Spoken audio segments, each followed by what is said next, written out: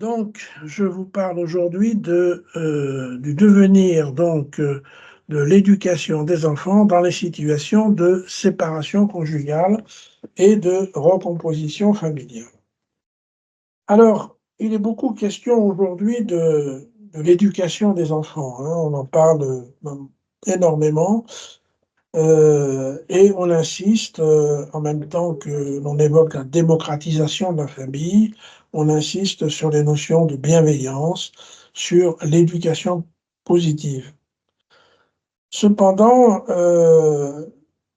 on doit d'abord préciser ce qu'on entend par éducation et ensuite, qu'est-ce qu'elle peut devenir cette éducation ou comment elle peut s'exercer dans une famille que j'appelle souvent incertaine, lorsque se présentent des situations de séparation et de recomposition familiale. Donc, je vais donc aborder quelques réflexions autour de tout cela en me référant aux connaissances de base apportées par la théorie d'attachement. Ça va être le fil conducteur. Donc, tout d'abord, qu'est-ce que l'éducation de l'enfant et quelle place joue l'attachement dans cette éducation? À la naissance, le bébé humain est profondément immature. Il ne peut pas survivre par ses propres moyens. Son cerveau n'est pas suffisamment développé. On parle de néothénie, hein, pour qualifier cette immaturité originelle. Et c'est donc grâce aux échanges avec d'autres cerveaux, et d'abord ceux des figures de soins, que la circuiterie neuronale va se développer chez le nourrisson, puis chez l'enfant, va se structurer donc tout au long du développement, qui va se poursuivre jusqu'aux environs de 25 ans.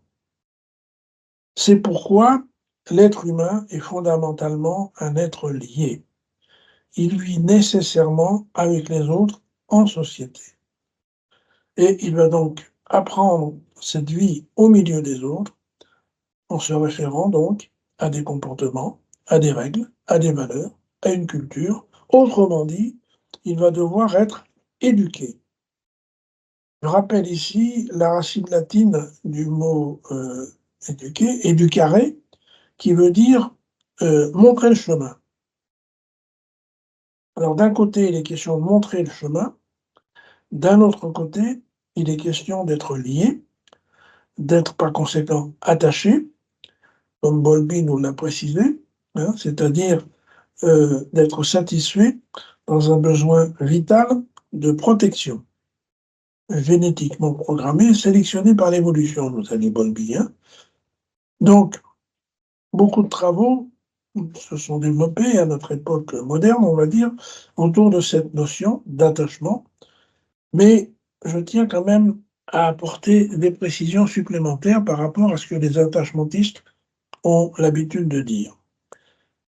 D'abord, premier point que je dois souligner, c'est que à la naissance et dans les temps qui vont suivre la naissance, on parle du nourrisson, c'est-à-dire on parle d'un être qui a besoin d'être satisfait dans ses besoins précisément, hein, qui doit être satisfait dans ses besoins, besoins bien sûr d'abord physiologiques, on pense d'abord à ça, la nourriture bien sûr, hein, mais tout autant besoins affectifs et ensuite un peu plus tard, besoins éducatifs.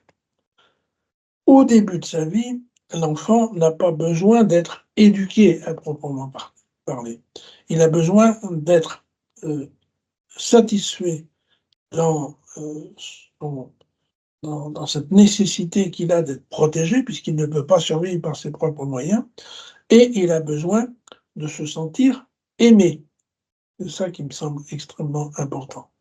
C'est-à-dire qu'en même temps, une figure de soin apaise les émotions négatives qui peuvent l'envahir, elle lui montre à quel point elle l'aime, et en cherchant à lui procurer du plaisir, en le cajolant, en lui souriant, avec des regards enveloppants, chargés d'amour précisément. aussi en le stimulant agréablement, par exemple en le chatouillant, en lui faisant des guilis-guilis. Bref, c'est pas pour rien qu'on parle de nourrisson, il est question de nourriture et de nourriture non seulement physiologique, mais de nourriture affective, comme je viens de le dire il y a quelques instants.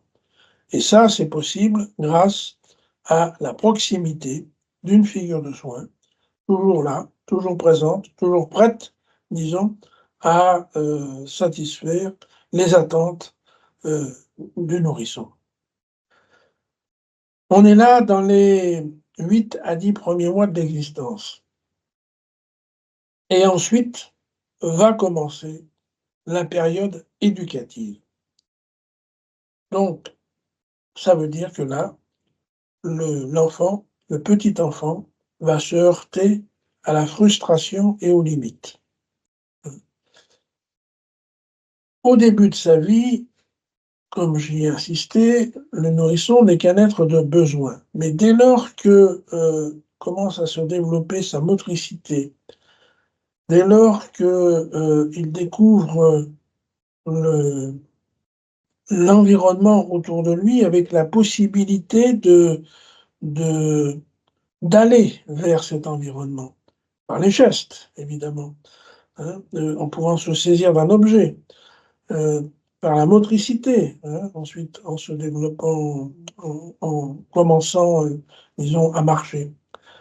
Mais en même temps, il va se heurter à la frustration et aux limites. On a beaucoup insisté, les psychanalystes ont beaucoup insisté sur la période du non, hein, lorsque, au moment du contrôle sphinctérien, l'enfant peut se poser en s'opposant, comme nous ont dit les psychanalystes, c'est-à-dire en ne faisant pas ce que le parent attend de lui. Ce que les psychanalystes n'ont pas suffisamment souligné, c'est que le non, il est aussi, et peut-être même davantage, du côté des parents. Les parents disent très souvent non à leur enfant. Hein. Non, ne touche pas ça. Non, ne va pas là. Non, ne fais pas ça.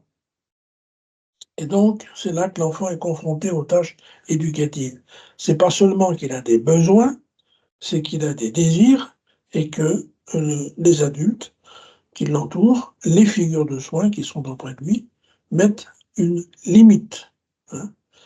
Euh, il s'agit que l'enfant ne se mette pas en danger.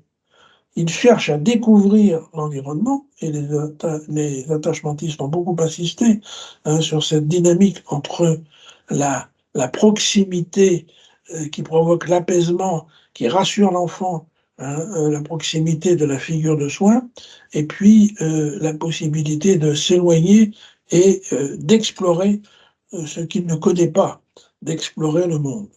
Hein.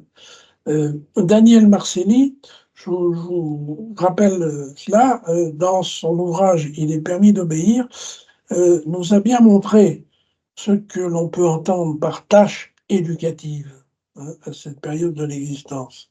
Il prend l'exemple d'une mère qui se rend dans un parc avec son petit garçon de 2 ans, et puis elle s'assoit sur un banc et elle discute, elle entreprend de discuter avec une amie qu'elle vient de rencontrer. Et puis pas très loin de là, il y a des enfants qui jouent dans un bac à sable. Donc le petit garçon qui est avec sa mère est attiré par les autres là et le bac à sable. Mais il n'ose pas trop s'éloigner. Hein. Et la mère constate son hésitation et elle lui dit: «Oui, oui, vas-y, tu peux y aller. Oui, oui, allez, vas-y.» Donc elle l'encourage. Mais la même, le soir à la maison, avec l'enfant, c'est l'heure du dîner, il y a un plat sur la table, il y a un grand couteau qui est posé à côté du plat, et voilà le petit garçon qui cherche à s'emparer du couteau, et là, la mère, qui constate le mouvement de l'enfant, se précipite vers lui et lui dit: «Non, non, ne touche pas ça, tu vas te faire mal.»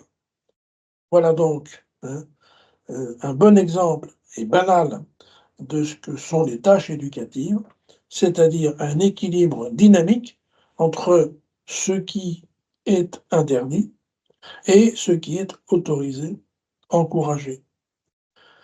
Dans les interactions précoces, la protection s'exerce à travers les nourritures affectives, avec l'éducation, qui commence donc, je vous ai dit, à partir de 8-10 mois, eh bien, c'est à travers le guidage de l'enfant que s'exerce la protection.